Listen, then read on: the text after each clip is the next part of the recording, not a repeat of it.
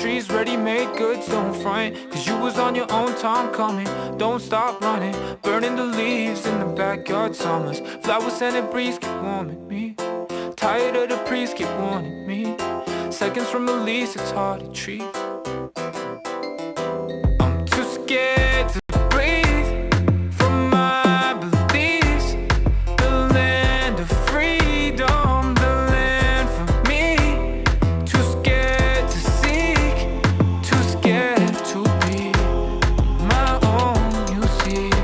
But I know I just need some selfish time. I need more relics that give me truth to what I know. Give me ruthless weight, all this paper weights, all the sacred faces, A6 laced in, strangers wasted. Flutter while you fall across the gap, no bridge stood, no man could reach. I pray 3 times a night, hope you hear it. I'm nearing heights I dreamt of, heights I fear. And since nobody else can hear me, let my ears bleed, let my heartstrings rip. Following the tide, never was a sign to align to the ceiling on the moon, my stride. Low G's, low weight, low everything cheap. These lights, these streaks, my guide. Too bright, can't vision, need my lenses. Blue ball in the sky, keep turning on and on and on and on and on. On and on and on and on and on. On and on and on and on and on. On and on and on and on and on. On and on and on. I'm too scared to breathe from my beliefs. The land of freedom, the land for me. Too scared to seek, too scared to be on my own, you see. But I know I just need some selfish time. I need my relics that give me truth to what I know. Give me ruthless weight, all this paper weights, all the sacred faces, A6 lacing, strangers wasted. The air's so fresh where I'm from. The air's so fresh where I'm from. The air's so fresh where I'm from. The air's so fresh where I'm from.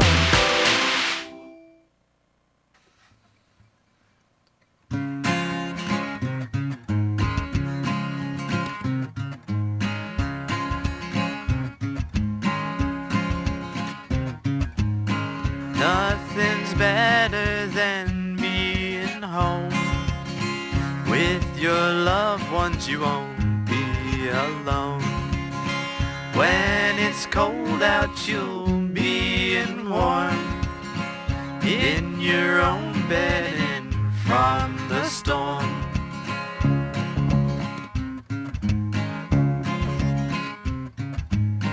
Home is calling when you feel adrift.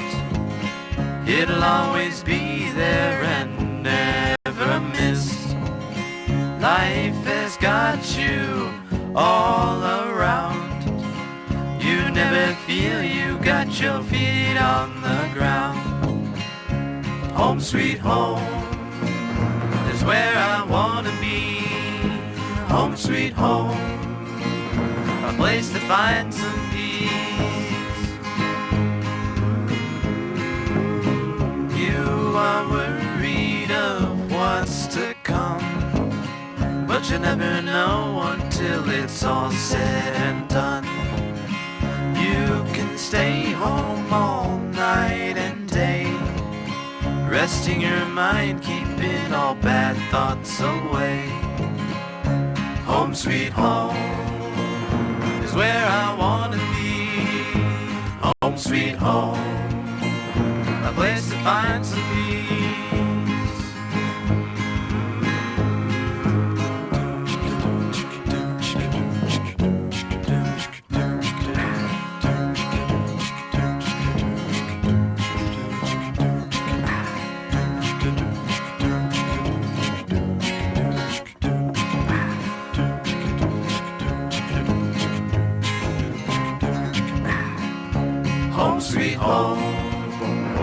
is where I wanna be. Home sweet home, a place to find some peace. Nothing's better than being home with your loved ones. You won't be alone. When it's cold out, you'll be in warm, in your own bed and in from the storm.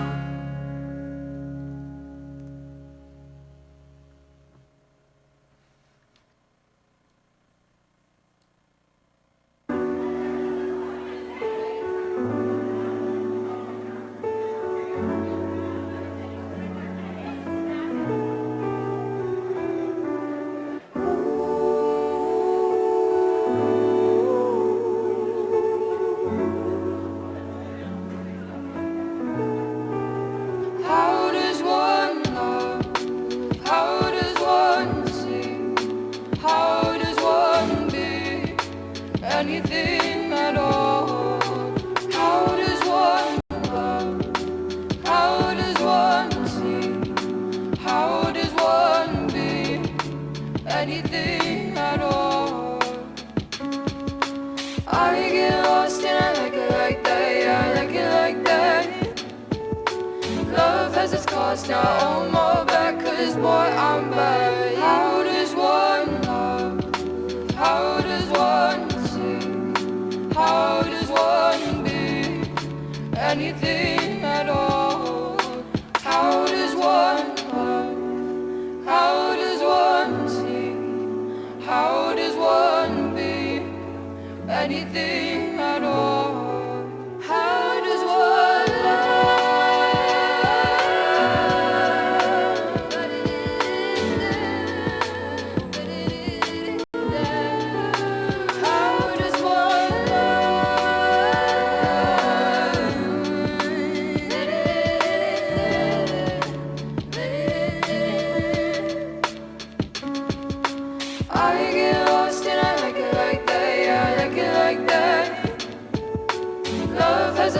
Now I owe more back, 'cause boy, I'm bad.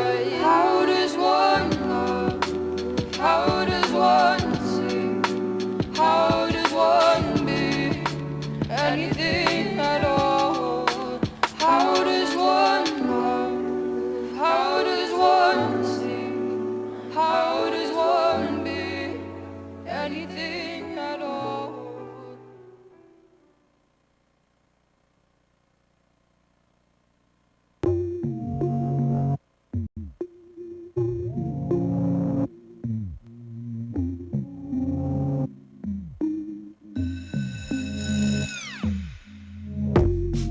I've been going colorblind, looking for the silver line. Wish the stars would all align. I've been cursing at the sky, let the rain fall from my eyes. I've lived 1,000 lives. You can't have my heart, you can't hold my mind.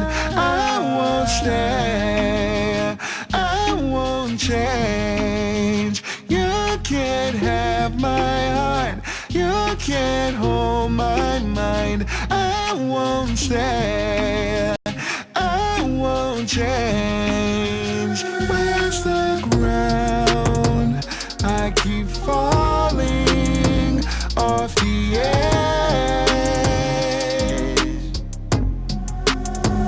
Lost my ground, now you're heavy on my head.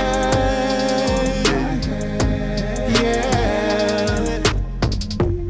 So full of love, so full of pride, while I sift through all my vices, like I'm running out of time. You're scorching my mind, propane to the fire, ignite my desire.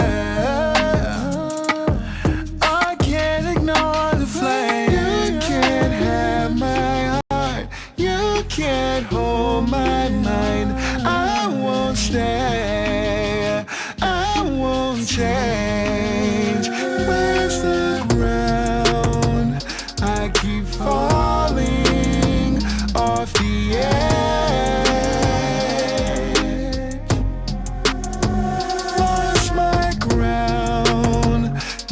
you're heavy on my head. Yeah. Where is the ground? Feels like I'm falling.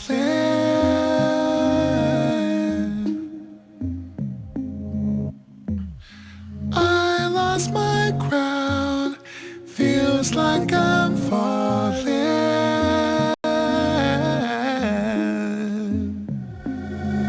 Where's the ground?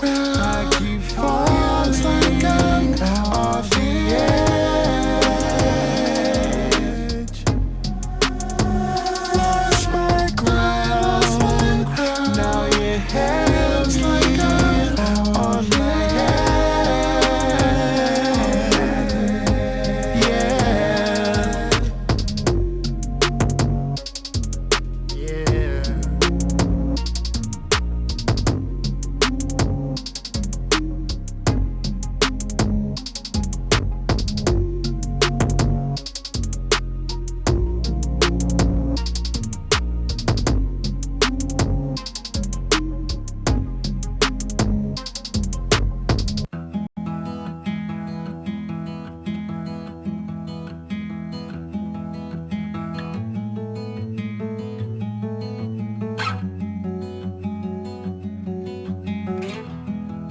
Not used to fields of nothing, empty plain.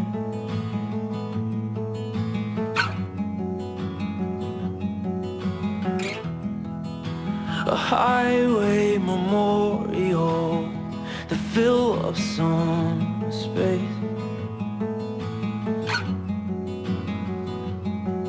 And maybe the moon's only pretty 'cause it's far away.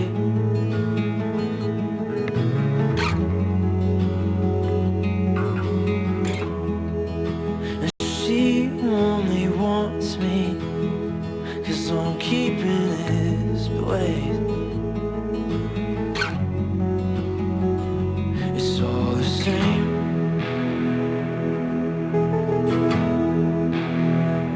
It's all the same.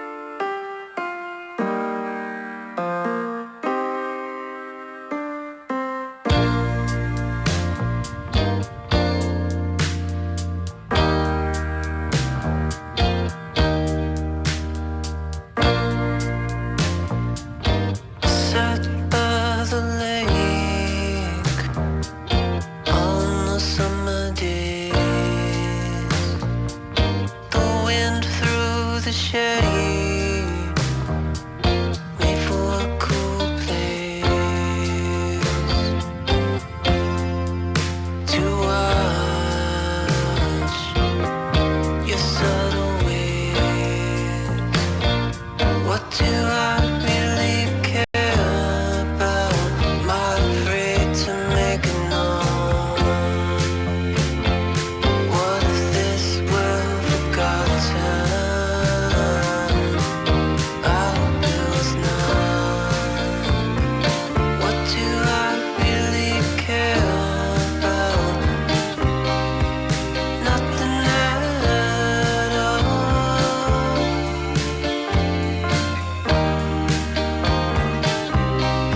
I hope it was not.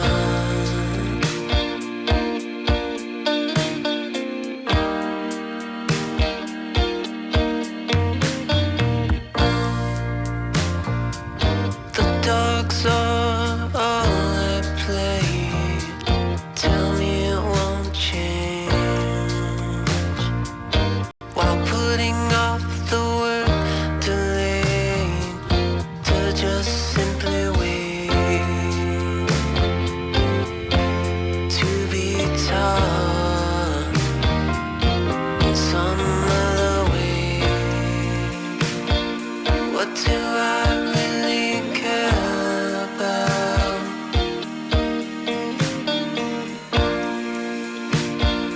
What do I really care about? Am I afraid to make a known? What if this were forgotten? I hope it was not. What do I really care about? Nothing at all.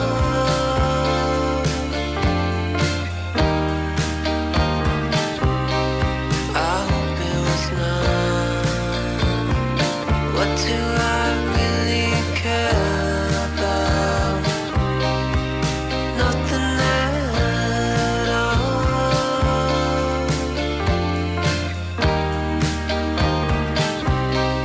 I hope it was not.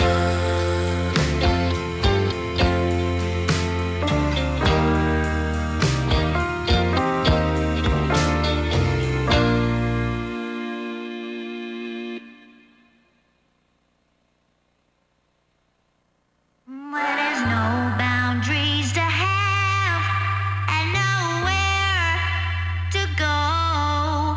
Don't let them take your shine. Don't let them steal your mind away from you. Said if they owed you money, I won't need a penny from you. Oh, you're stronger than you think. Don't let these wounds sting. I promise soon.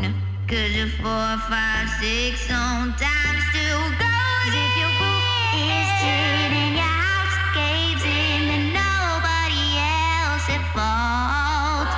Think I did something bad, I did something bad. Never question the hand they had. Say, if they owe me money, if they owe me something, let's go round and spend it all. Said, I'm not very lucky. If they owe me something, let's go round and spend it all.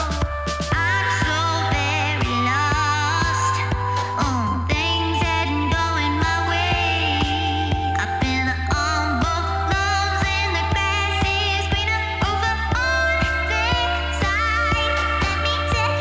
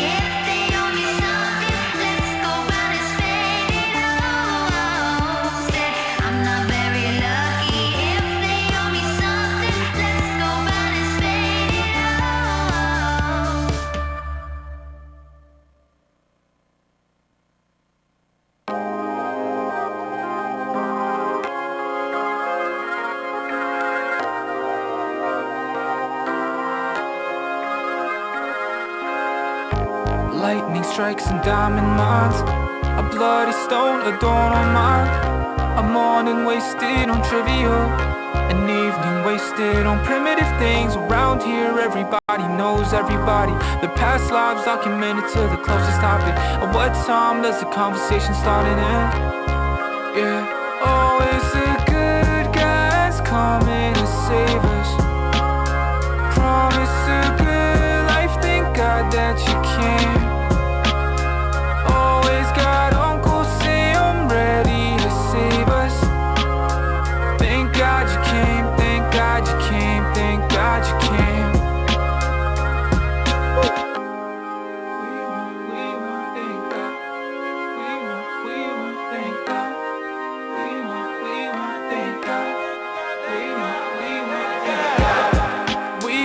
We want, thank God. The red's done, now we working for the past. Spent a whole damn house on your wrist to praise God. Spent like 15 work a salary on your wrist. A place of chasing what you want, when you want, if you want, till it's up in dust. Billions burning in the clubs, oh Father, please, no chasing peace. I must chase green, but honestly, I feel a breach. Hey. We want, thank God. We want, thank God. We want, thank God. Always the good guys coming to save us. Promise a good life, thank God that you came. Always got Uncle Sam ready to save us. Thank God you came, thank God you came, thank God you came. Be a friend till the end, we'll fight the good fighting. And the lives you've changed, the effects you've made. Is this the life you made for me? Always the good guys coming to save us. Promise a good life, thank God that you came. Always got Uncle Sam ready to save us. Thank God you came, thank God you came, thank God you came. Always the good guys coming to save us. Promise a good life, thank God that you came. Always got Uncle Sam ready to save us. Thank God you came, thank God you came, thank God you came.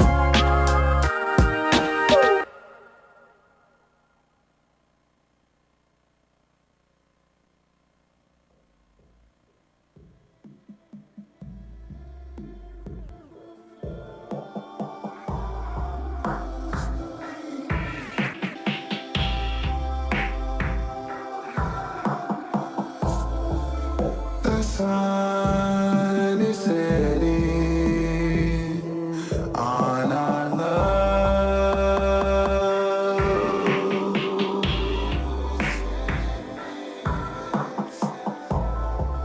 Somehow you kept me.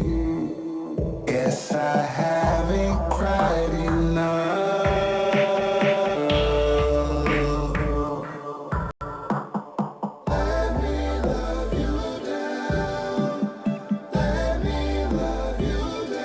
I never came over. I'm sober. Let me love you down. Let me love you down. I never came over. I hate when I'm sober. Let me love you down. Let me love you down. Let me love you down. Let me love you down. Let me love you down. Let me love you down.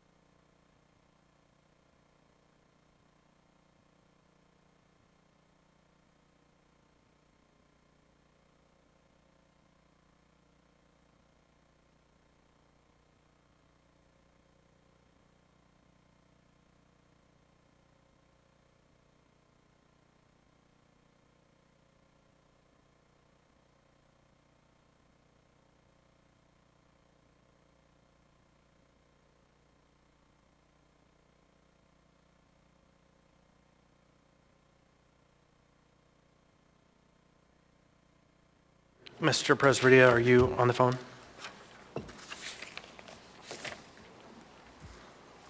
Can you hear us? So, Travis?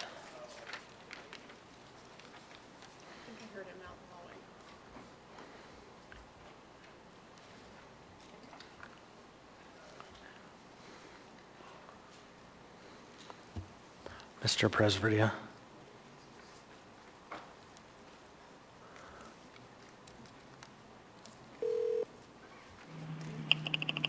Mr. Presvedia, can you hear me?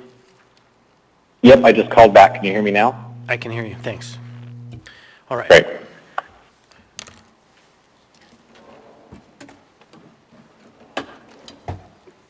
Good evening, everybody. Welcome. I now call to order this special meeting of the Anchorage Assembly. Tonight is April 30th, 2024. We're noticed from 6 to 8 p.m. at 6:03. Madam Clerk, would you please call the roll? Chair Constant. Here. Vice Chair Zalatel. Here. Member Brawley. Here. Assembly Member Bronga. Here. Assembly Member Johnson. Here. Assembly Member Littlefield. Here. Assembly Member Martinez. Present. Assembly Member Myers. Here. Assembly Member Perez Verdia. Here. Assembly Member Rivera. Present. Assembly Member Solt. Here. Assembly Member Volland. Happy to be here. Mr. Chair, you have a quorum. Thank you. Mr. Myers, would you please lead us in the pledge? Yes, Chair. I pledge allegiance to the flag of the United States of America, to the republic for which it stands, one nation, under God, indivisible, with liberty and justice for all. Mr. Martinez, would you please read the land acknowledgement? Yes, Chair. A land acknowledgement is a formal statement recognizing the indigenous people of a place. It is a public gesture of appreciation for the past and present indigenous stewardship of the lands that we now occupy. It is an actionable statement that marks our collective movement towards decolonization and equity. The Anchorage Assembly would like to acknowledge that we gather today on the traditional lands of the Dena'ina Athabascans. For thousands of years, the Dena'ina have been and continue to be the stewards of this land. It is with gratefulness and with respect that we recognize the contributions, innovations, and contemporary perspectives of the Upper Cook Inlet Dena'ina. Thank you, Chair. Thank you, Mr. Martinez. So we have a laid on the table supplemental item. It is 281-2024. It's 281-2024A, a resolution of the Municipality of Anchorage revising and appropriating funds for the 2024 general government operating budget for the Municipality of Anchorage. And it has an attachment. Both the A version and the attachment were laid on the table, so they're just supplemental. And they're supplemental to item 5A. So that will be when we get to that part of the conversation. The plan tonight, just so members know, is that we will take up item 4C after 5B. So we'll just go through the regular agenda as it's ordered there, the special agenda, 4A, 4B, and then 5A, 5B, and then 4C. There are a number of amendments in your packet for members of the public. The amendments are counter. Where? Do you know if we published the amendments up on any website? No, okay, so we haven't. So you'll hear the amendments and see them as we go if you're tuning in online. So the first item on the agenda is item 4A, AO 2024-30, an ordinance of the Municipality of Anchorage setting the rate of tax levy, approving the amount of municipal property tax and levying taxes for the Anchorage School District for tax year 2024. The public hearing was closed on 4/23/2024, and action was postponed. There is no motion on the floor. Is there a motion? Move to approve. Second. Moved by Ms. Zalatel, seconded by Mr. Volland. Ms. Zalatel? No comment. So I would just briefly speak to this item. Mr. Constant. Thank you. We had some communications from the school district asking for help with a specific project. So if they're listening tonight, the plan is to have that conversation at our next joint meeting. It wasn't feasible for us to square up that conversation with tonight with all the moving parts that we have. So, okay. Ms. Brawley. Yeah, thank you. Just very briefly, this is the tax levy for the school district, so I just want to remind members and the public, one, that this is a significant portion of what folks pay in property taxes is for our schools, and two, that the budget decisions around, the number that is within this, numbers within this 263.7 million were already decided by the school board and approved by us or adopted by us in March as part of our budgeting process. So that is why this is a single number. It's separate from the rest of our budget, and really we just need to operationalize the tax levy to collect for this coming school year. Thank you. Seeing no one else, members may proceed to vote. Mr. Presverdia? Yes. On a vote of 12-0, AO 2024-30 has passed the body. Next, we have item 4B. 4B is AR 2024-105, a resolution of the Municipality of Anchorage revising and appropriating funds for the 2024 municipal utilities enterprise activities operating and capital budgets for the Municipality of Anchorage. Public hearing was closed on 4/23/2024. Action postponed from that night. We have no motion on the floor. What's the will of the body? Move to approve. Second. Moved by Ms. Zalatel, seconded by Mr. Volland. Ms. Zalatel. Thank you. I move Constant Zalatel Johnson Amendment Number 1. Second. Motion to amend, Ms. Zalatel, and then seconded by Mr. Volland. Ms. Zalatel. Thank you. This reverses the proposed $135,000 for a personnel budget for the hydropower utilities, specifically for some administrative support. There isn't currently any personnel at the hydropower, so this amendment, or I'm sorry, this change to their budget doesn't make a lot of sense to me. If there is some desire to spend more money on personnel in the hydropower utility, it should, in my opinion, be spent to increase the director salaries so that we can get the right person in that position, particularly because we haven't had any luck in doing so, and we know that that is a prerequisite in order to get our vote back on the 1991 Fish and Wildlife Agreement through the RCA. Any further discussion on the amendment? Hearing and seeing none, members may proceed to vote. Mr. Presverdia? Yes.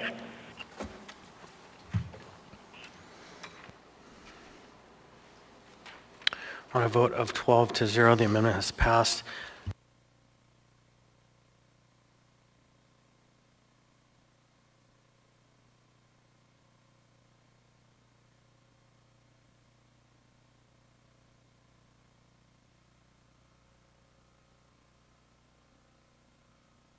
All right, thank you. So now we have before us AR 2024-103 as amended. Any further discussion?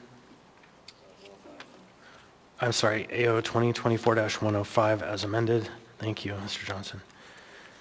A little dyslexia. So seeing, hearing none, members may proceed to vote. Mr. Presverdia? Yes. On a vote of 12-0, AR 2024-105 as amended has passed the body. Next, we're going to take up item 5A, and this is a public hearing item, second public hearing.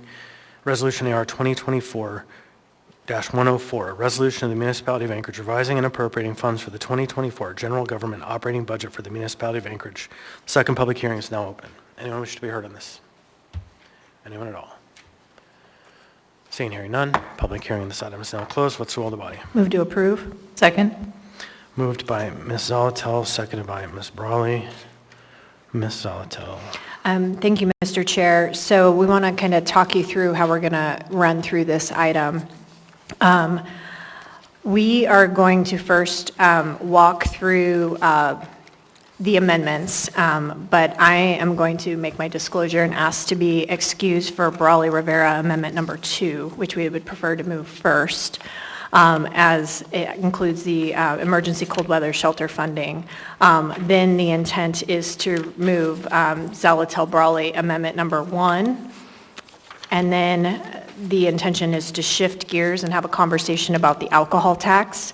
and move Brawley-Rivera Amendment Number 3, for which I'll ask to be excused because that involves the unified funding proposal, and then finally turn to Bronga-Voland Amendment Number 4. Okay.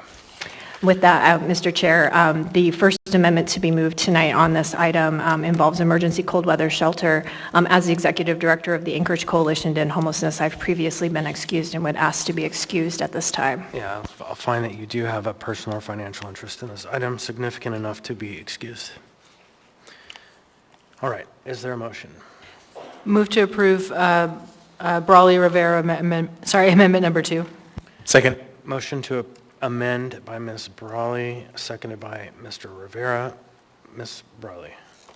Yeah, thank you. So this is a slightly different version than what we presented in the work session, so I'm just going to briefly speak to that. The change to it, basically it still secures operating funding for emergency cold weather shelter beginning in this fall 2024, so looking ahead to the next winter season. This is a partial follow-up to the commitment that we have made to the legislature when we asked for $4 million in operation for emergency cold weather shelter for the summer months, that we would not only be operating the property through May 31st, but that we would also continue funding ECWS in the winter months. So this is a partial work toward making good on that commitment. Rather than reducing the alcohol tax funding to current appropriations as the prior version shows, this is still a net zero budgeting choice from our proposed budget, and instead what it does is utilizes what is proposed as essentially an accounting one-time fix to deal with the ML&P closeout with prior year funding spent on the Golden Lion. So I want to be very clear, this is not operating funding that is going to the Golden Lion currently. It is not paying for the operation there. That is a housing facility. What this is, and the reason it says prior year operating costs is because it has to do with the ML&P closeout. So the proposal is to basically remove that funding in the general government budget, that funding line that was put forward in the administration's version, and use that same amount, $756,000 and $532 for, again, emergency cold weather shelter in the fall. And then I'll also just note that we do need to deal with the ML&P closeout. There are multiple items that need to be discussed that I know our OMB director and CFO have been working on. So our proposal is not to take that up right now in first quarter budget revisions, but to take up that discussion separately. And so that is the proposal. Also knowing again that this is a priority that we need to secure funding for later this year. Thanks. Mr. Voland. Thank you, Mr. Chair. Certainly, I appreciate my colleagues for bringing this forward. You know, something that I think we've heard loud and clear from the community is that there is a desire to get out of this cycle where we have winter shelter and then, you know, come summer, shelter is taken offline and folks are turned back out into the street to fend for themselves largely. I guess a question I have for the sponsors of the amendment is there a precedent that you're aware of for using general government operating funds of this magnitude for shelter, and why not utilize the alcohol tax? I guess that would be my question. Thank you. Mr. Rivera. Yeah, thank you, Mr. Chair. On precedent, I can speak to that, and then maybe Member Brawley wants to speak to alcohol tax.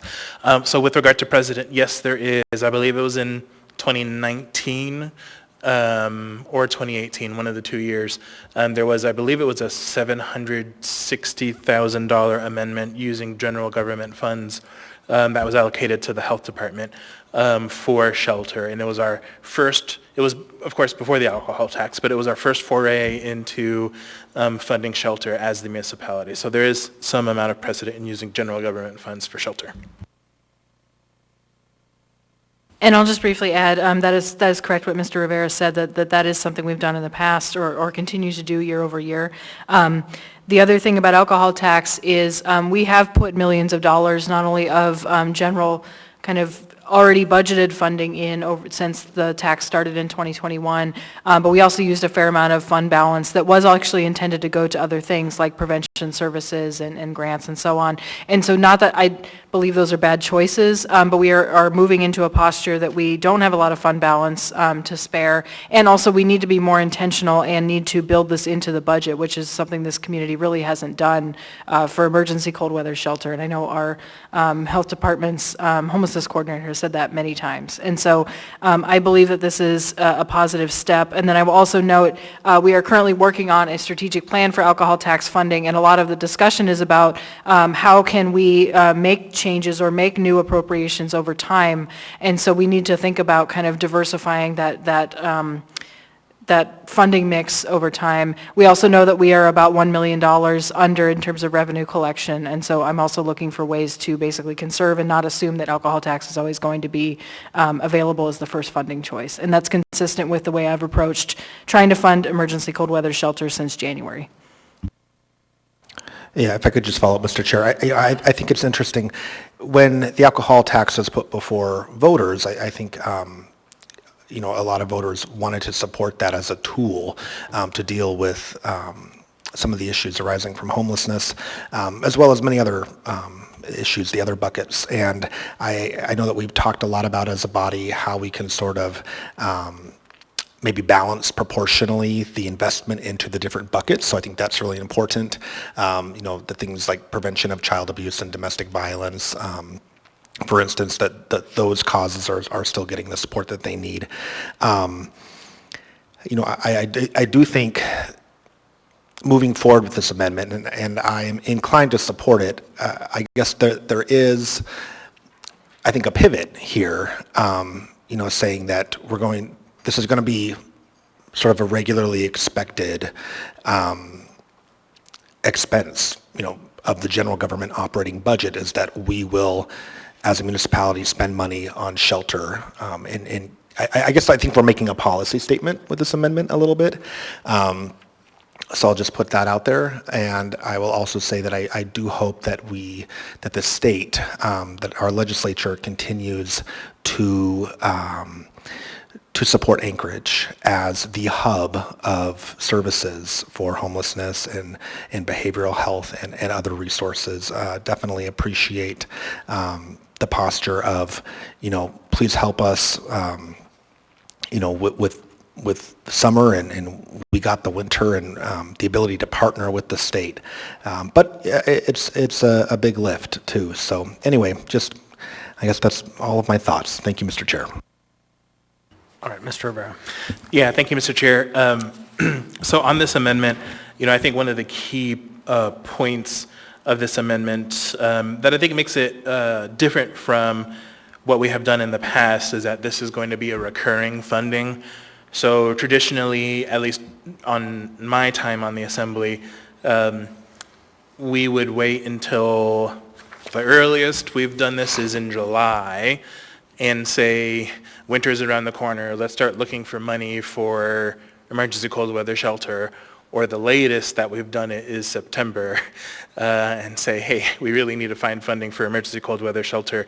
So this puts us in a position where we at least know that there's some amount of money for emergency cold weather shelter that's going to be recurring every year. This is, of course, nowhere near the total amount of funding that we allocate annually for emergency cold weather shelter, which is in the ballpark of, hopefully should be reducing year over year, which I believe it is, but right now I think we're in the ballpark of like $8 to $9 million for emergency cold weather shelter, and then hopefully next year it'll get even cheaper and so on and so forth. So this doesn't mean that we're not going to need to find more money later this year for emergency cold weather shelter, but it does mean that we at least have started realizing that we need annual funds. So I think this is important for us to make that kind of shift in our policy perspective. Thank you. Thank you, and I'll just briefly say thank you to the team that took all of these amendments and did all of the hard work of going from where we were at the work session, where we laid out what we were wanting to do by amendments and actually put the puzzle pieces together. It's a tremendous amount of work, and this was one of the elements that I'm very glad that we have. We don't walk into the winter without having some mark on the table that is ready to go. And so I'm really grateful for that work. So if there's no one else, members may proceed to vote on the amendment.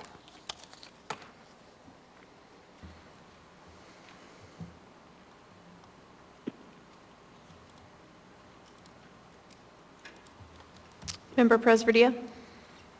Yes.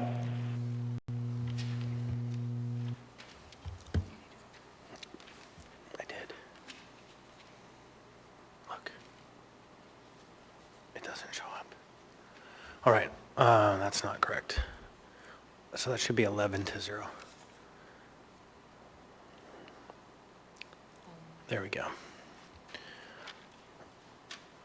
On a vote of 11-0, the amendment has passed.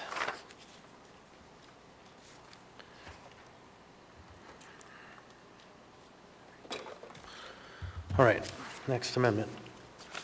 Thank you, Mr. Chair. I move Zalatil-Brawley Amendment number 1. Second? So another motion to amend by Ms. Zalatil, seconded by Ms. Brawley. Ms. Zalatil. Thank you. So this is our Omnibus amendment.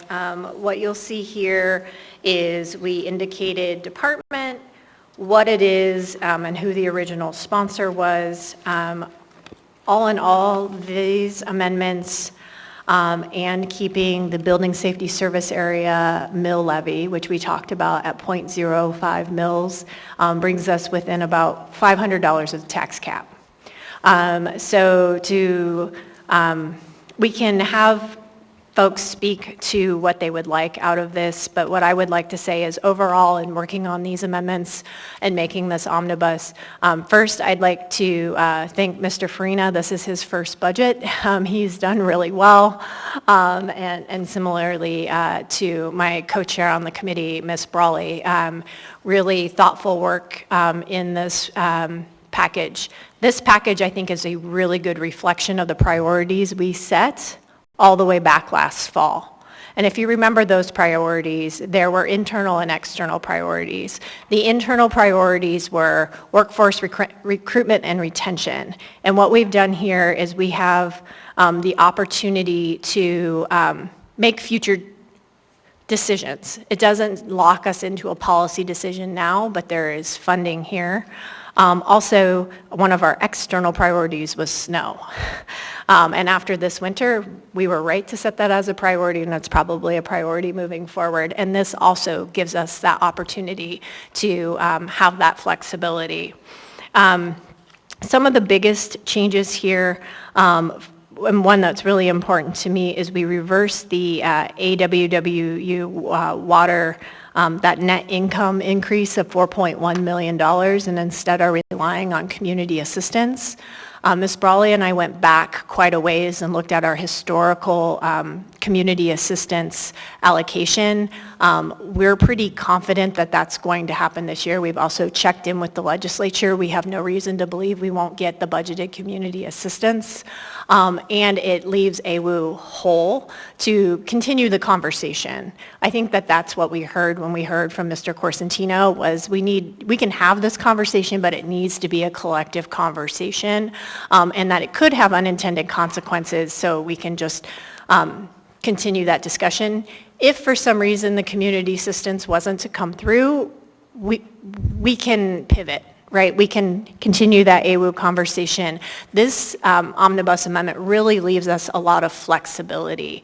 It's always interesting to do our budget before the state finishes theirs, just like for the school district. And so this gives us a lot of ability to pivot, make changes, but still really expresses our priorities. And finally, I would say I want to thank Ms. Lechner. She really brought forward a lot of ideas for us. And while some of those ideas aren't accepted here, I think they're extremely important for us to take and dig into for the 25 budget. I think a lot of them were well suited as ideas for moving in our typical budget cycle. So with that, I will stop talking and see if any other members want to talk about their particular amendments, or if my co-chair wants to say anything. Ms. Brawley. Yeah, thank you.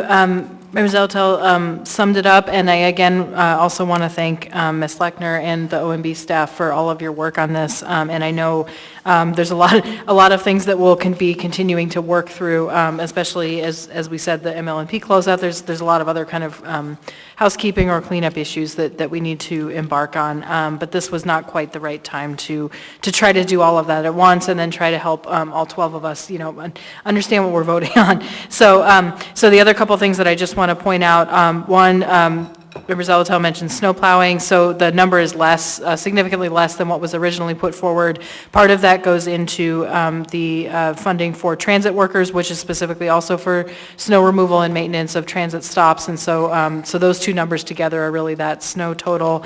And then also, I'll note that we added a small amount based on our conversation last week, number 5, if you see with purchasing, there's a small amount for public access procurement application software. Again, it is not a large amount, but it is something to start with. And also we look forward to continuing that conversation and thinking about what that looks like.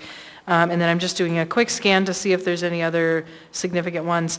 I think a lot of the reversals you'll see from the budget that was put forward really, again, have to do with staffing and workforce. And so I'll point your attention to 11C, which says MOA retention and incentive allocation. So really the idea being that we are holding that money, so that is not specifically designated for one thing right now, but it is to have that money in the budget to begin to operationalize some of these discussions, and then I think we'll come back to them more in the 25 budget cycle. And then lastly, I'll just note on the back page, there's a couple of basically the amendments that allow for conforming changes that I think came up, there was a question about that. So that generally speaks to, for example, if we make changes that slightly adjust the mill rates that are in another item that we're going to vote on, that it allows for staff to adjust that so that everything is consistent.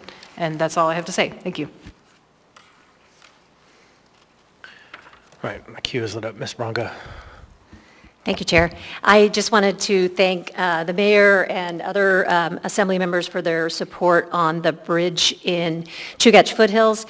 There is an off-leash dog park that the MOA runs from Clutina Drive to the south along the north gas line. And there is, when you reach Campbell Creek, there is no bridge. Some neighbors put in one with a 2x12 and a cable. And it's a very popular dog walking trail, and there's a lot of people taking that very sketchy bridge.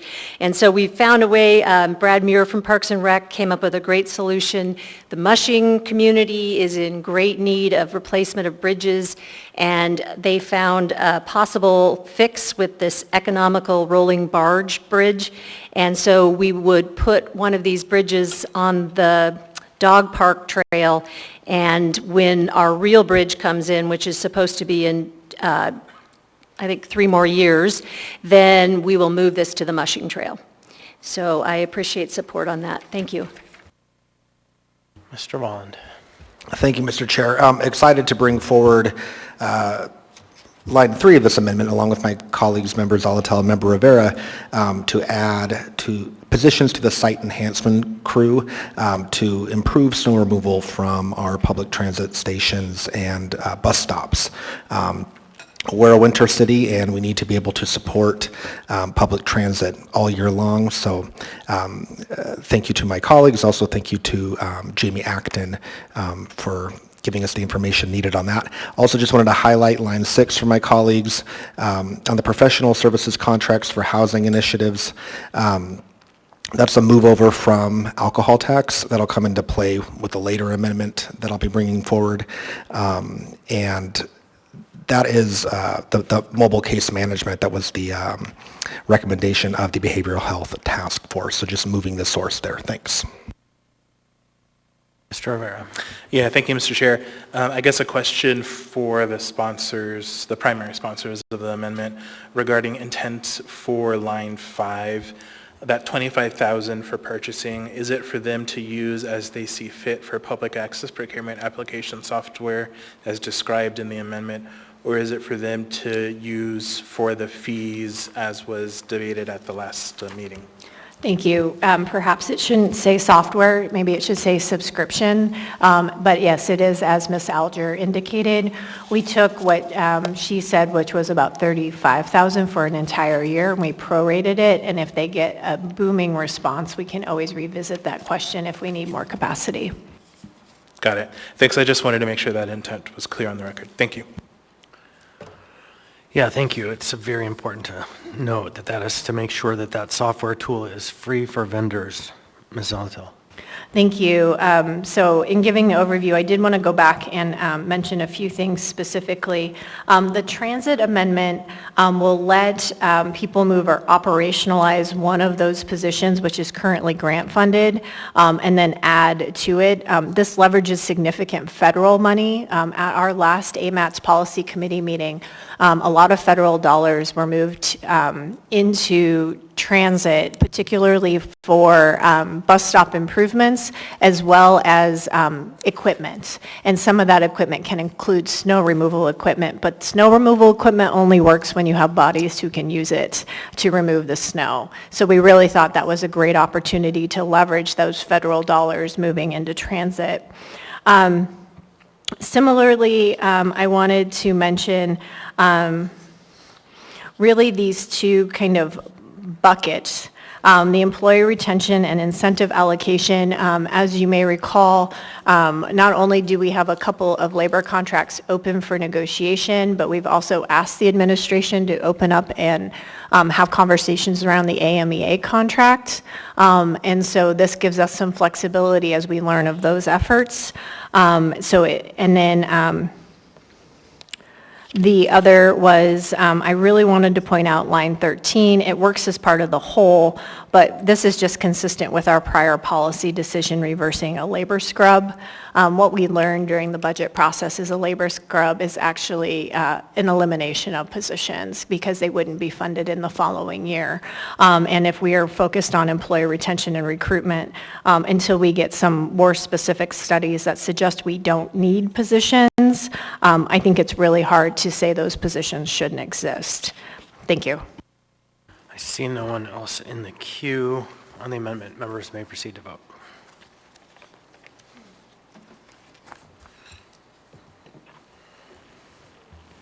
Member Presverdia? Yes.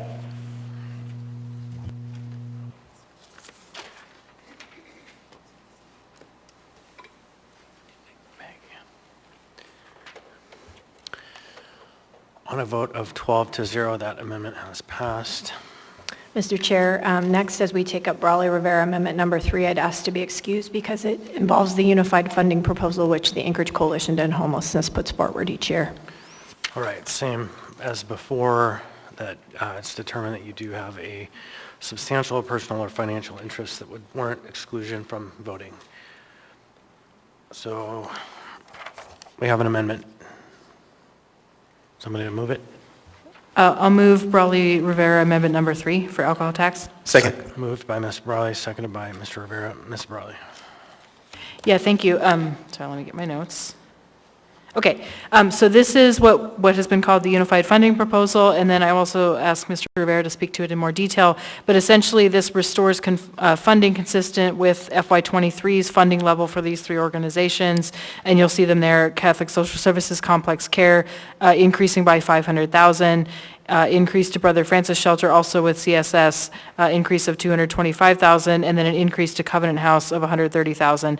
So these are existing operating grants within alcohol tax that in the budget that we passed last fall were basically reductions of what was funded in FY23. So these amounts basically bring it back up to the exact same amounts as in FY23 for operations for adult and youth or transition age youth shelter. Mr. Rivera. Yeah, thank you, Mr. Chair. So I'll just do a quick recap of the unified funding proposal for maybe folks who maybe have never seen it or haven't seen it in a while. So the unified funding proposal really has three main pieces to it, and then I'll speak directly to the pieces in this amendment. So the three main pieces are it funds directly what's titled emergency shelter funding, but just think of it as normal year-round shelter funding. Then it funds emergency cold weather shelter funding, and then it funds outreach and navigation. So going back to the shelter funding, we have asked Brother Francis Shelter to permanently increase their capacity, and this funding for BFS allows them to do that. And so in the normal budget cycle, we put in 1.175 million. This adds an additional 225,000, and that in total, if you add the two, is the total request that BFS has in order for them to permanently increase their capacity. And it is, I think, something that's beneficial to our system as a whole if we can have BFS increase their capacity from where they were during COVID. Then the next part of the shelter funding is complex care. So folks will remember that as the former Sockeye, and they do some really important work in our system. So we fund them in our normal budget at 1.33 million. And then this adds 500,000 for complex care.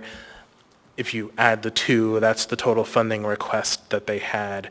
And then the third piece is for Covenant House day shelter for up to 50 transitional age youth.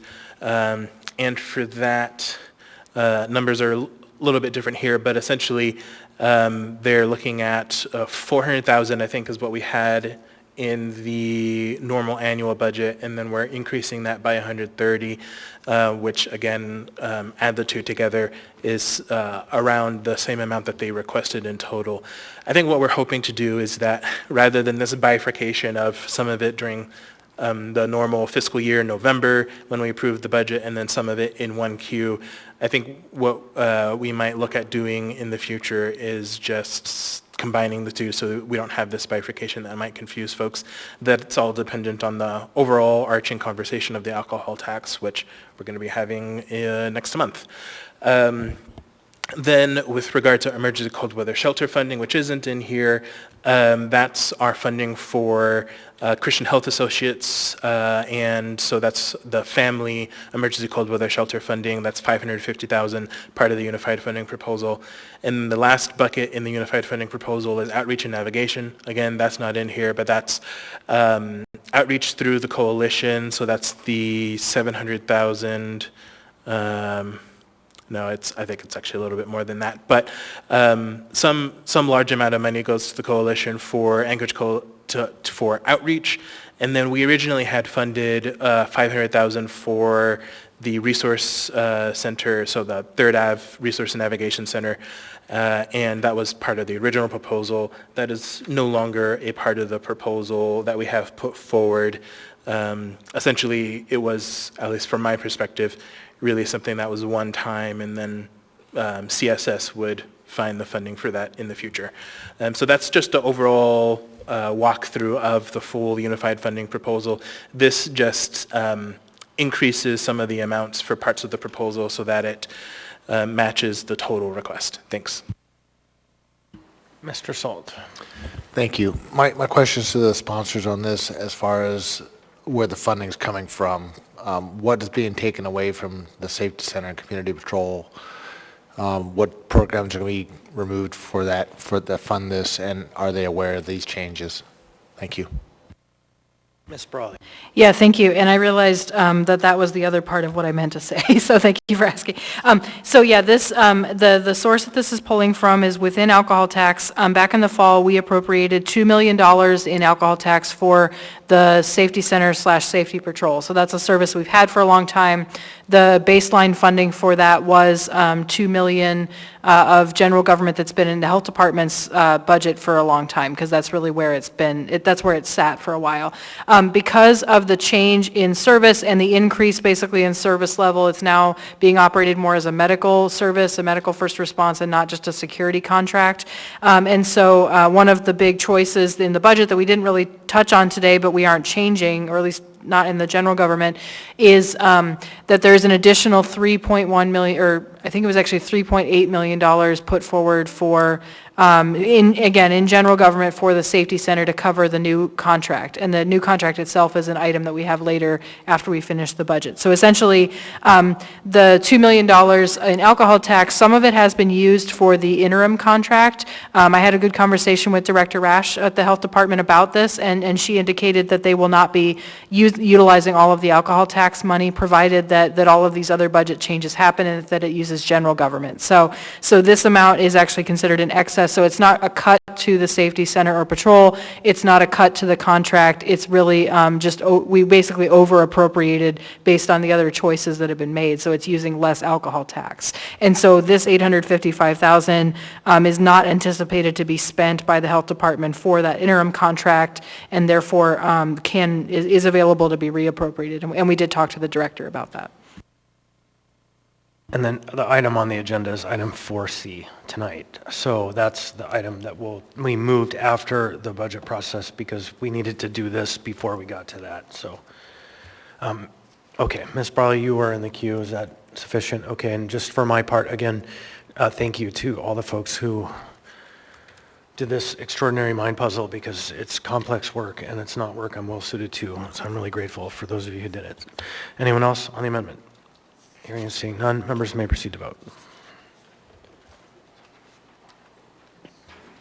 Member Presverdia? Yes. On a vote of 11-0, the amendments have passed. I think we have one or two more. One more amendment. Move amendment number 4. Motion by Mr. Second. Vaughn, second by Ms. Bronga. Go ahead, Mr. Vaughn. Thank you, Mr. Chair. And actually, I need to correct myself. When I was speaking to amendment number 1, I got a little mixed up.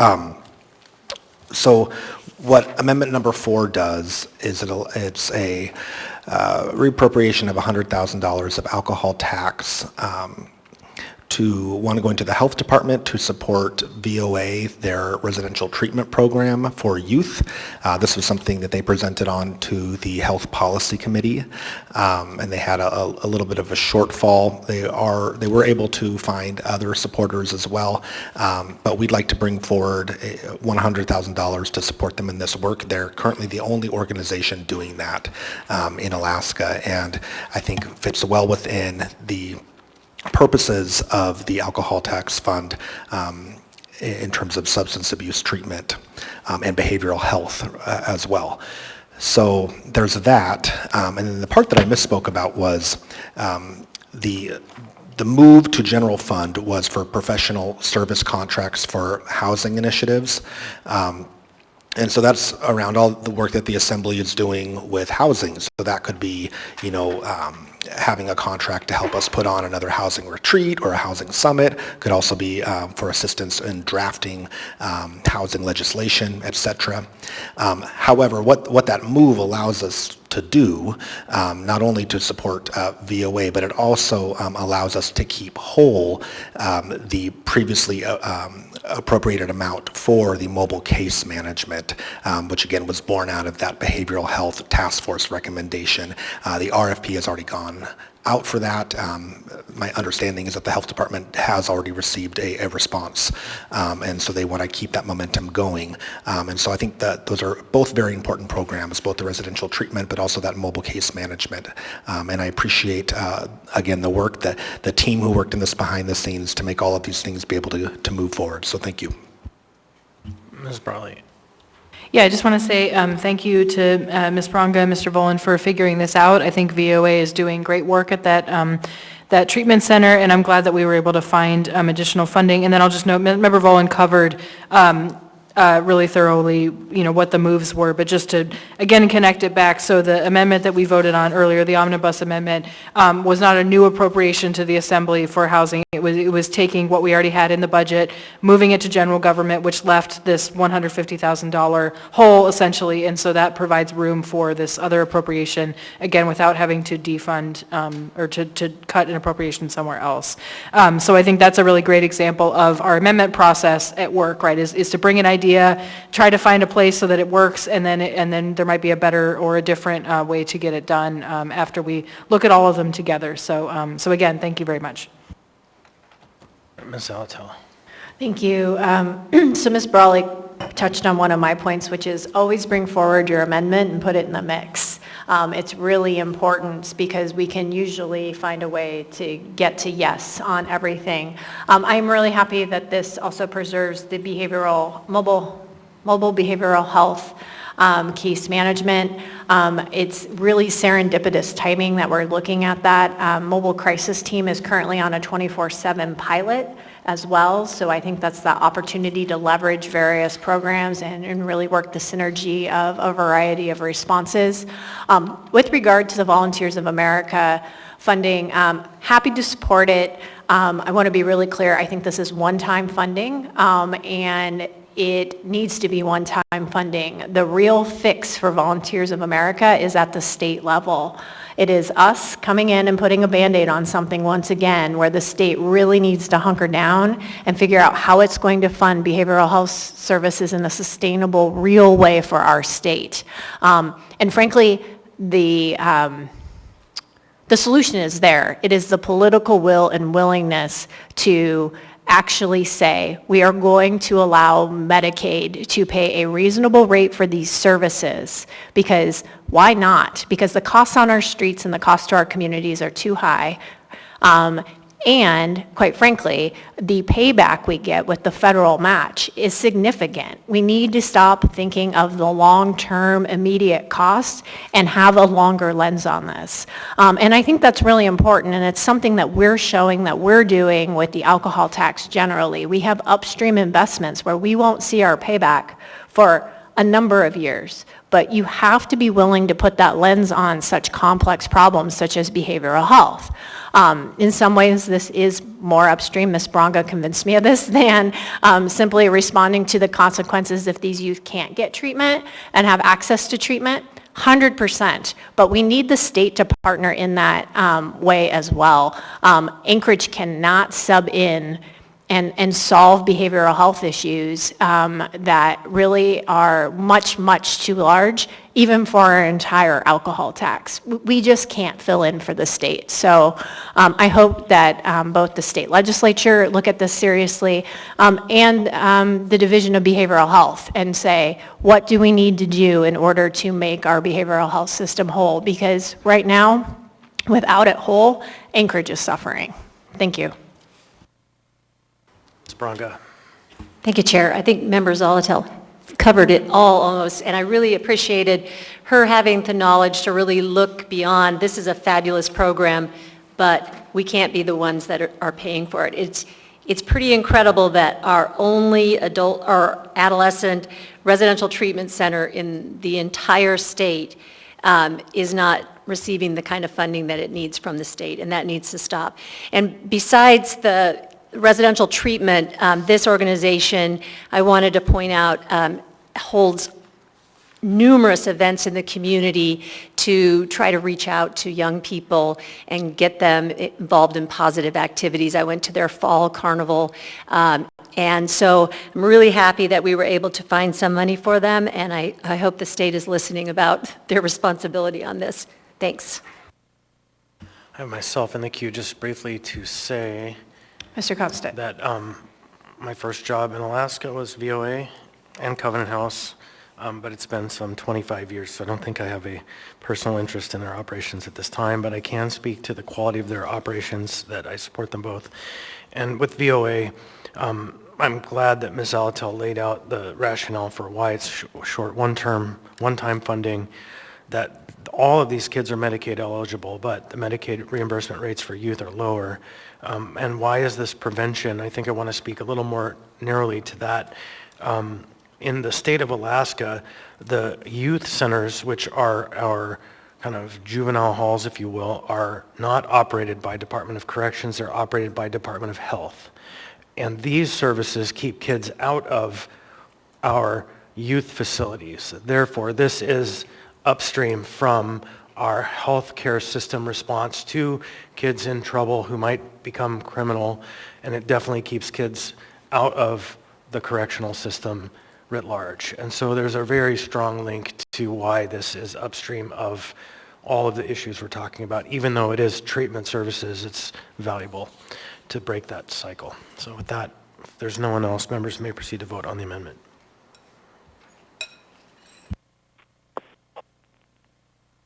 Mr. Presverdia? Yes. On a vote of 12-0, the amendment passes. Now we have the main motion back before us as amended. Anyone else wish to speak to the item? Ms. Brawley. Yeah, thank you. And not to belabor this further, but again, I want to appreciate the work of staff on this budget. I know there's a lot of details, and that's both the administration staff, OMB, and our CFO, and all the departments, and then also our budget analyst, Mr. Farina, as we all struggled through this together. The other thing just to note is that, part of the reason we do first quarter budget revisions is not just these amendments, even though that's what most of the discussion is and that's where we're focused today. There's a lot of other just really adjustments that are made, as we get partway into the year, and that's similar to any budget where you would say, okay, maybe this is more expensive than we thought, less expensive than we thought. It's that opportunity to deal with really, the things that come up throughout the year. But it's also really important because it's where we set our tax levy. So this is how we determine exactly what we're going to charge in property taxes and what it's paying for. And so that's why it's really important. So we were able to push this meeting out about a week later than we typically do is in terms of our vote. But we can't go too far because we're on a timeline that we need to get those tax bills out, and then of course everybody pays typically in June and August. So just to say, this is really as important, I think, as the budget process in the fall. It's not quite as involved usually, but it is a really important step in really just the financial management of our city. So it's really important to understand. And then of course we'll get to the tax levy in our next item. Thank you. All right, Ms. Zalatil. Thank you. I've always thought of first quarter budget revisions as the chance to true up the prior year's money and spending against the budget and then make sure it's reflected moving into the next year. I think that's a little bit harder this year. We're still waiting on the audit and the 2022 financials. So one of the reasons I'm happy we've approached this in this way, particularly with some priority buckets of money, for lack of a better term, is it gives us that flexibility as we get more information. If we've got to make a pivot or a change because we're learning something as those audited financials come in, we're hopefully not into the hardest choices yet. I also think that the way that we choose to spend money in our community is our largest and biggest policy statement. And I was proud of the budget we passed in November, and I'm proud that we have stuck with our priorities. I think this budget reflects our values as a body. It puts the people that work for the municipality and the need for more workforce at the forefront. It makes housing a continued priority, which we have reiterated many, many times. And moving around our city and acknowledging that we're a winter city. The cost when we have a snow day isn't just the cost of a missed day of work or a missed day of school. Those costs are much, much higher. It could mean the difference between someone getting their prescription filled or not. And so in valuing snow removal and adding the public transit component, I think we're saying we see everyone in our community and we value everyone in our community. And so I'm really happy with this budget and I am proud to put it forward and vote for it because I think it's a great reflection of our priorities as a community. Even not having complete information, I think we've done so in a very responsible way that holds to our responsibility of passing a balanced budget. Thank you. Mr. Vaughn. Thank you, Mr. Chair. My comments are going to be right in line with what Member Zalatil just said, and I'm almost tempted to just let her have the grand finale there, but I had scribbled down, that our budget represents our values. And two values that I see reflected here from the Anchorage Assembly. Number one, safe streets and transportation as a winter city. And then number 2, that Anchorage is a welcoming place where everyone belongs, where we care about the health, well-being, and housing needs of our neighbors. Thank you, Mr. Chair. All right, seeing no one else in the queue, members may proceed to vote on the main motion. Motion to approve. Mr. Presverdia? Yes.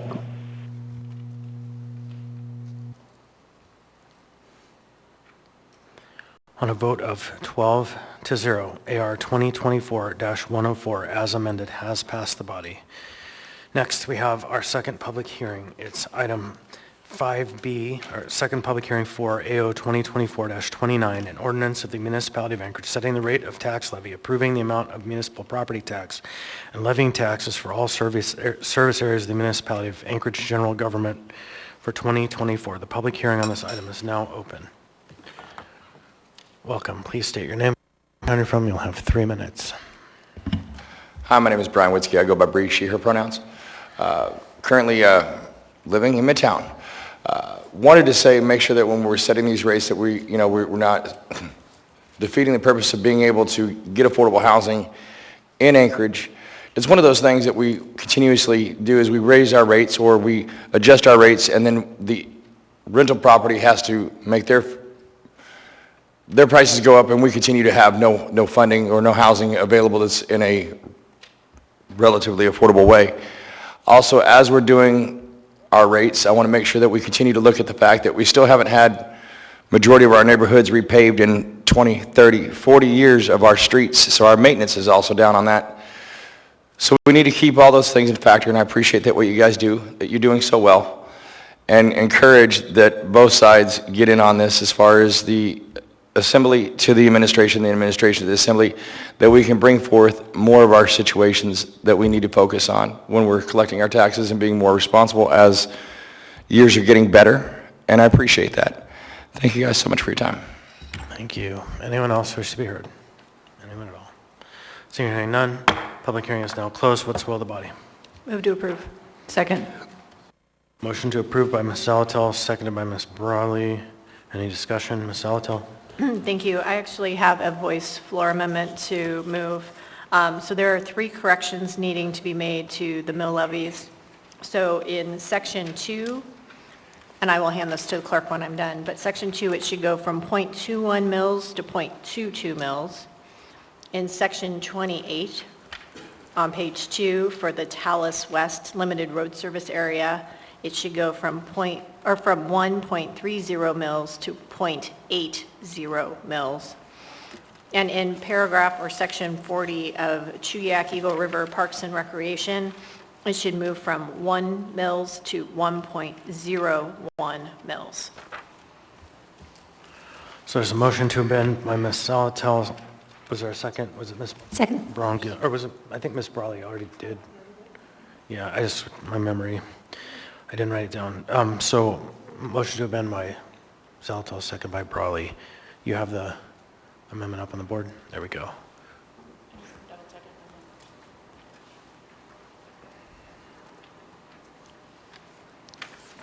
We also have the conforming amendment process, but we want to get this one right.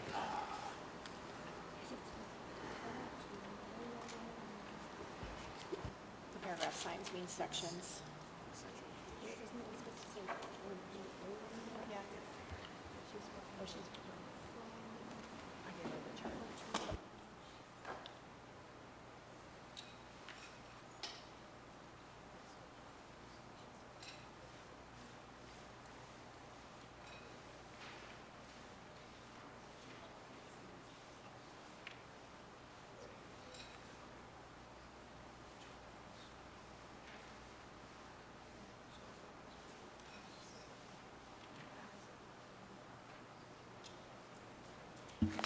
Does that capture the changes?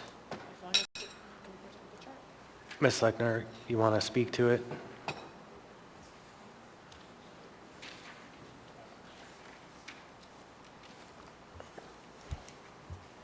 Oh, no, those aren't right.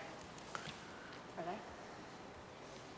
0.80, yeah, okay, 80, not 08, and then this is 0.101, and then,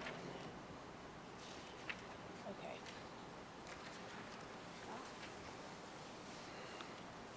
They asked her opinion. You can just say, is that what you want? That's what they're asking. Yes.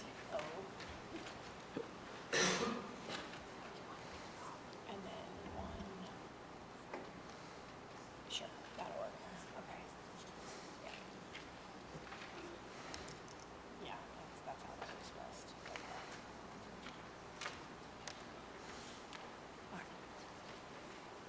Do you want to ask her to explain? Go ahead, Ms. Allen. Thank you. I'd ask Ms. Lechner to explain the mill levy changes, please. Thank you, through the chair. The first mill levy change was a slight increase in mill levy to reflect the recommended change in the mayor's S version, which captured some of the amendments that were also captured so far today. The second mill rate change, which was quite large, the Tallis West mill rate change, was a typographical error on the original document. And the third change, which was for Eagle River Chugach Parks and Rec service area, was in the original document per code, the mill rate is capped at 1.00 mils. And so when the original document was distributed, we distributed at 1.00 per the cap as the code communicates. But then we spoke with our newest assembly member and agreed, after all of the board members of that service area also weighed in, that the effect of voter-approved bonds have caused that service area mill rate to exceed the cap per code. Go ahead. Thank you. Ms. Lechner, on the area-wide change to the mill rate, you said it was to accommodate the mayor's budget changes in the S. I guess I need a little bit more information if that's still required, given that what we just passed with the Omnibus really covered a lot of those, and I believe we were still under the tax cap calculation by a little bit. So I don't know if we're needing to make some kind of a shift there. So ultimately, the mill rate will probably float slightly higher than 0.22. But my understanding is that we're covered through our normal process. Okay, got it. Thank you. Yes, so after this amendment, we'll make one with the conforming language amendment, and so this will give them the opportunity to go back, quadruple check all the math. We will do a conforming amendment on this one as well, so that the mills can conform with the budget. So, thank you.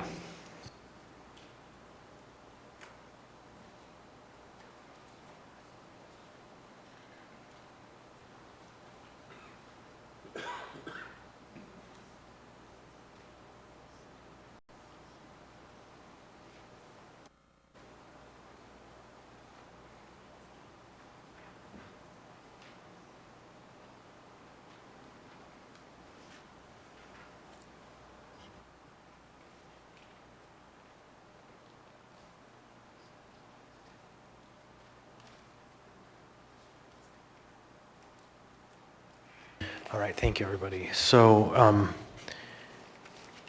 the amendment now before us, if there's no one else who wishes to speak, members may proceed to vote.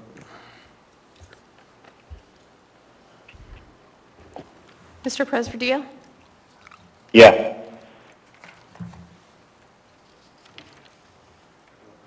A vote of 12-0, the amendment has passed. Now the main motion, Ms. Alatel. Thank you. The conforming amendment is the Office of Management and Budget, with the agreement of the municipal clerk or designee, is authorized to make conforming changes reasonably necessary to implement approved amendments to this AO and any attached memoranda or exhibits. Second. A motion to amend, Ms. Alatel, second, Mr. Walland. It's going to take a second for the clerk to get the language up on the board.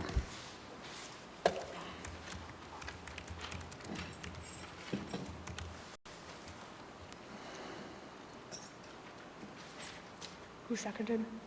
Mr. Bond.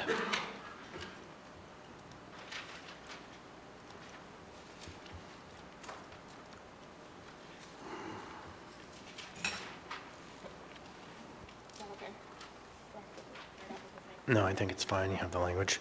So, any discussion on the conforming amendment? Hearing and seeing none, members may proceed to vote. Mr. Presvedillo? Yes. That amendment passes 12-0. So now, any further discussion on the levy? Hearing and seeing none, members may proceed to vote. Mr. Presvedillo? Yes.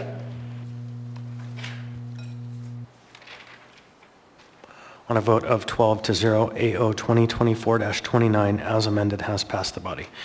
That brings us to item 4C. 4C is not a public hearing item. We just moved it down from the unfinished business. It's AM 295-2024, recommendation of award to Sala Medical LLC, Sala, to provide professional Anchorage Safety Patrol and Anchorage Safety Center operator services for the municipality of Anchorage. Action was postponed from the meeting of 4/9/2024. We have an A version of the memorandum, and I don't believe there's a motion on the floor. Move to approve. Second. Moved by Ms. Zalatel, seconded by Ms. Brawley. Do you wish to speak to it, Ms. Zalatel? Yes, I actually have a question for Ms. Brawley, if I may. Ms. Brawley, is the fund certification correct based off of all of the moves you just made? One moment, please. Oh, thanks.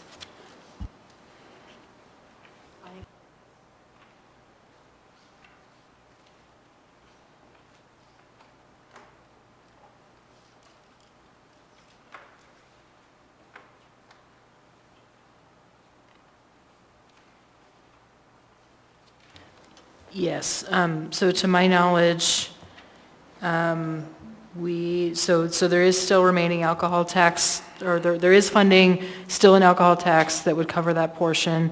I believe the FY24 amount is what was put forward in our budget, subject to a first quarter budget revision, so we could, suppose we could strike that or we could just leave it. And then future years, it makes assumptions about operating funds and alcohol tax funds, but we can take those up at another time. Thank you, Ms. Brawley, and thanks for doing the work to figure all of that out. I just wanted to make sure our fund certification was correct to reflect the actions we just took. So speaking to the award of this contract and the increase in cost, one, I am actually really excited about this. It is just really a breath of fresh air to see the current safety patrol vans out there in a different capacity. They are no longer the panel vans. They are vans with windows and seats. You know, when people are in a vulnerable state where the safety patrol can pick them up, it needs some care and compassion in that response, and to treat people with dignity even when they are incapacitated. And this new medical approach to that, I think, is really a game changer. It treats people for the medical needs that they have because they are incapacitated due to alcohol or drugs, but with dignity, and in a way that I think will have a much better community response, not just the response from those who utilize the service, but from the community as they see that response being provided. And so to me, this is a really great change. It's one that's, I think, long overdue. The former security lens on this just felt very penalty-driven, which what we want is to help people when they are in need and not necessarily punish them. So I appreciate the leadership in the Anchorage Health Department for really putting that public health lens on this and finding an appropriate response. Thank you. Not seeing anyone else in the queue, members may proceed to vote. Mr. Presvedillo? Yes.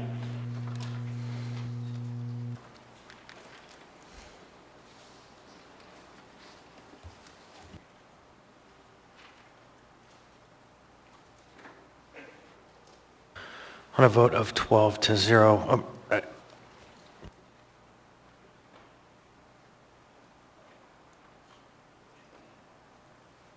just want to be sure that's the A version that was moved. On a vote of 12 to 0, AM 295-2024A has passed the body. So that concludes our business for the agenda tonight. Next, we'll have audience participation.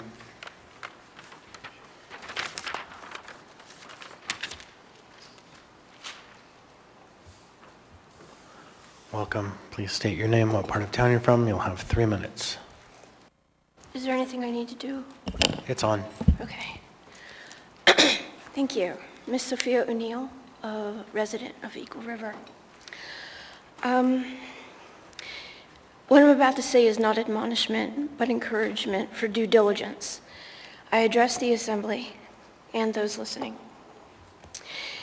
This is a scenario of relatable parallels of what you can relate to, and those listening.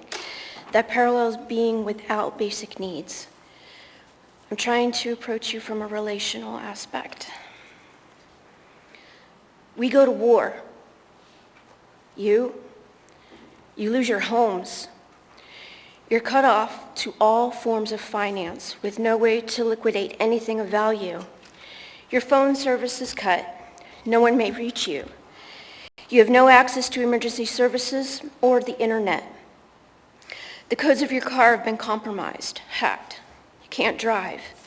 You can't enter your residence, and there are no readers at work to read your code or ID. You can't be validated anywhere who you are, so you have lost the ability to fly, access your accounts, or be able to enter state, federal, or military buildings. For example, your offices, because your code or card readers do not work. You have been stripped of what makes you a functioning, contributing member of society for who knows how long, until fixed. You will be questioned who you are, and people will wonder if you're crazy because you can't be validated, and you obviously become visibly distressed. You are a nobody because it is not enough that people can vouch for you. You did nothing wrong. You didn't make so-called bad choices to be in this position. It's circumstances.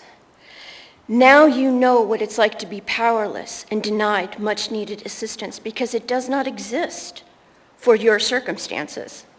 Now, each of you in particular, your life, preparations, or your intelligence may help you.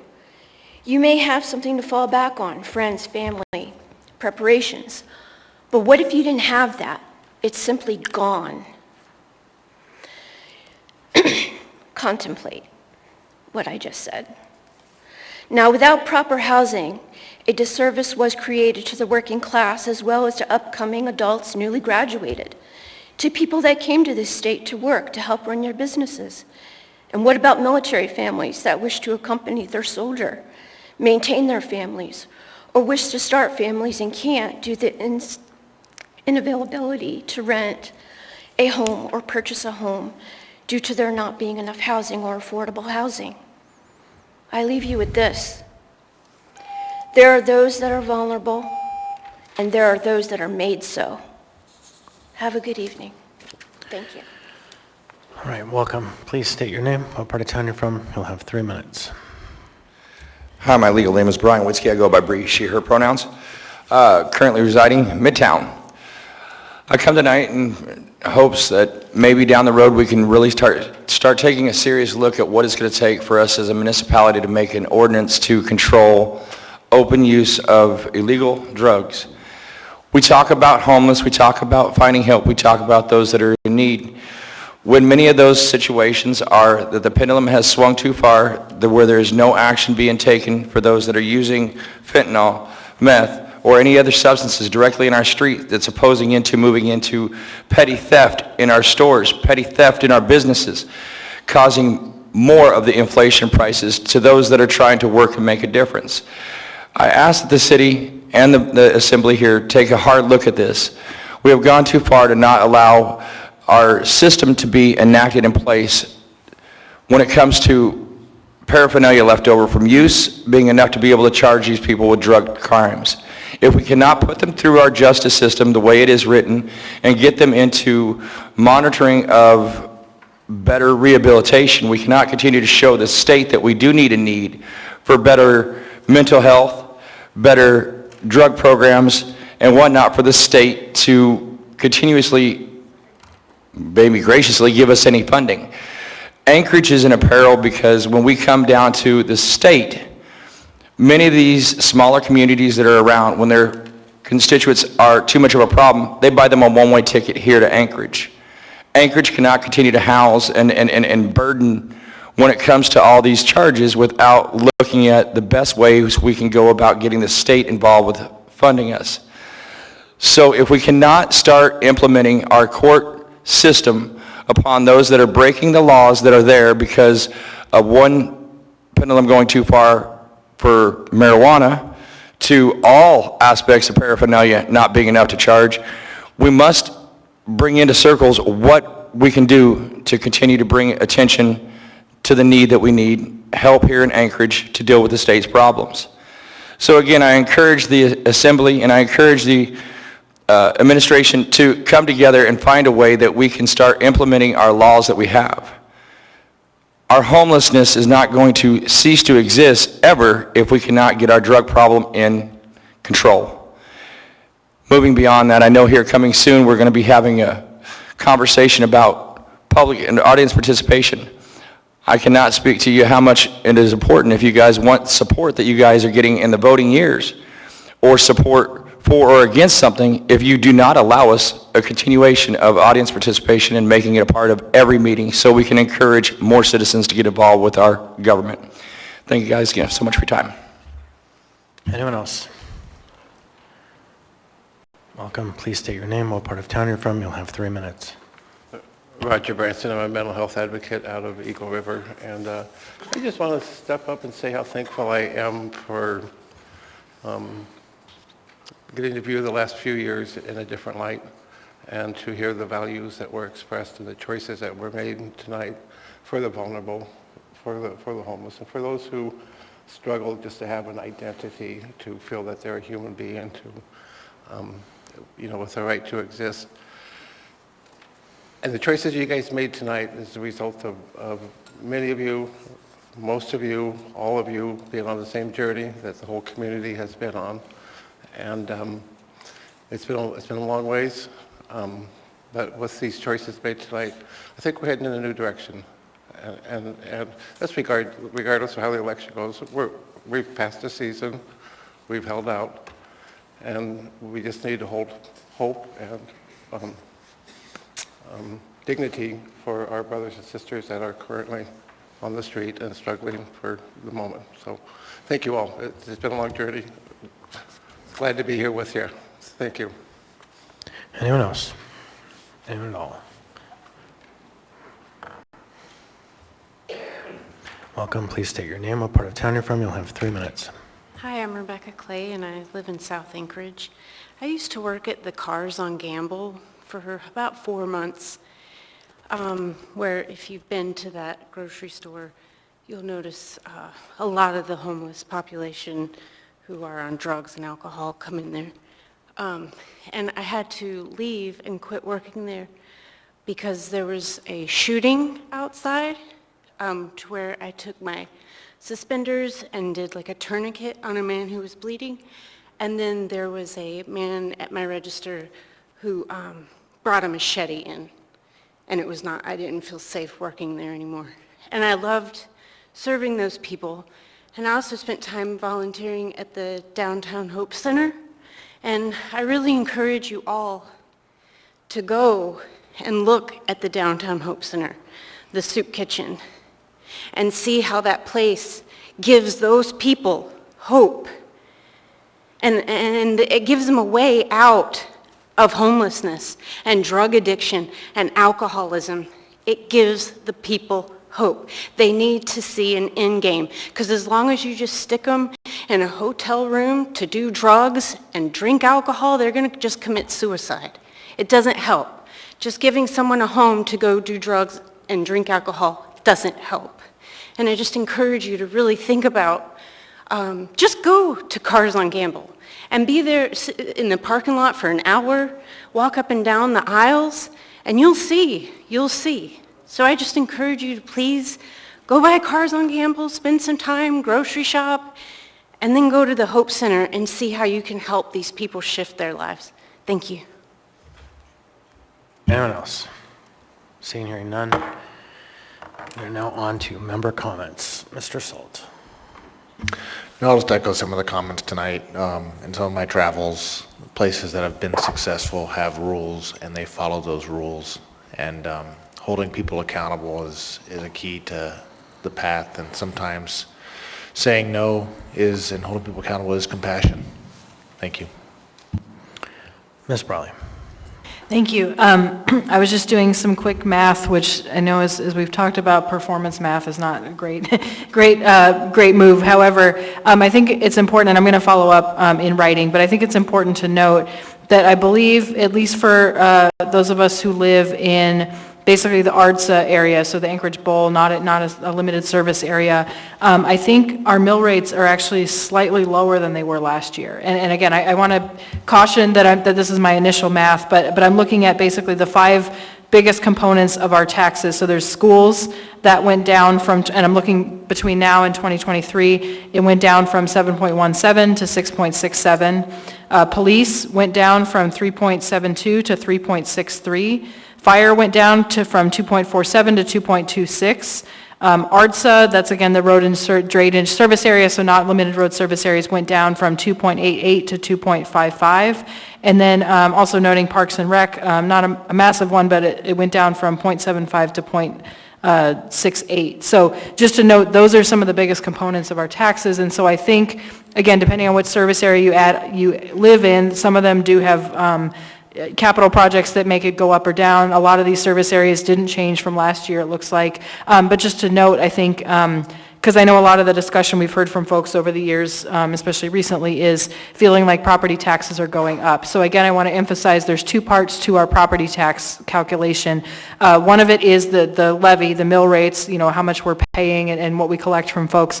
The other part that's really significant is assessments. So as our home values have gone up, we found, 43% since 2020. That is partly where the tax calculation is coming in too. So as home prices rise, that's part of the equation. And it's not necessarily that we're paying for a lot more services, it's that as home values go up, more and more of that burden goes on the folks who own property, and then of course it gets translated through rent, as one of our testifiers said. So I want to do the math before I say that specifically, but just to note, circling back to our discussions about housing, as we add more housing, as we add more residents to our city, we also spread the tax burden, and when we don't do that, we see the continuing pattern of what we've seen, which is that housing prices go up. So I will report back on our mill rate comparison, but I think it's really important to note how our taxes are constructed and really what is driving that increase. Thank you.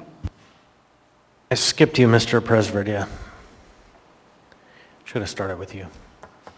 That's okay. Thanks so much. I have no comment for this evening. All right, thank you. Mr. Volland. Thank you, Mr. Chair. Just want to say a thank you to my colleagues for their collaborative and collegial nature in this first quarter budget revision process. I think it's significant that all of our items tonight passed unanimously. Thank you. All right, Ms. Branca. Thank you, Chair. I wanted to speak to a resolution that we passed a couple meetings ago, AR number 2024-137, where we were offering a pilot program for nonprofits and churches to host 3 campers on their property and have the shelter help match. Unfortunately, it drives me crazy. I mean, government makes things difficult, but basically I was told by the health department we cannot match clients to churches because if we send a client there and they're naughty, then it's the city's fault. So anyway, we're going to step outside of the city on this, and Kenny Peterson, fabulous volunteer, has offered to pay $6,000 toward outhouses for churches that are willing to host. He's offered to be the contact person if a church or nonprofit wants to get involved, and I will also be helping to do the matches in that way. Hopefully we can make this really successful. It's already happening organically in some places, but there are a lot of people with space and kind hearts that can help out as these shelters are demobilized and Cuddy Park is abated. So I hope the flyer will be up on the Health Department website. They did do that, and they made it. Thanks. Oh, can I say one more thing? You have the floor. Downtown Hope Center is amazing, love it, and I want to speak to Bree. The drug problem in our city, it's everywhere, and it's scary, and I don't know how we're going to fix it, but that's heavy on my mind as well. Ms. Alatel. Thank you. So we had so much fun working on the budget. We're still looking for a third. So if there are any volunteers, we can tell you how fun working on the budget is. And if you kind of make that commitment now, you'll be really up to speed by November when we're ready to actually go through the budget process. So Anna and I's emails and phones and doors are always open for anyone who wants to explore joining our budget team. Thank you. Mr. Johnson. Yeah, just big thanks to members Brawley and Zalatel and Ms. Lechner for all the hard work they put into this. It's a huge lift, and thanks for making it easy for the rest of us and making the community look good. Mr. Rivera. Yeah, thank you, Mr. Chair. Congratulations to everyone on your efforts. I've been through several of these now, and I know how difficult it can be to piece everything together and make all the math work. It's quite mind-numbing, but great job, everyone. Thanks. Mr. Littlefield.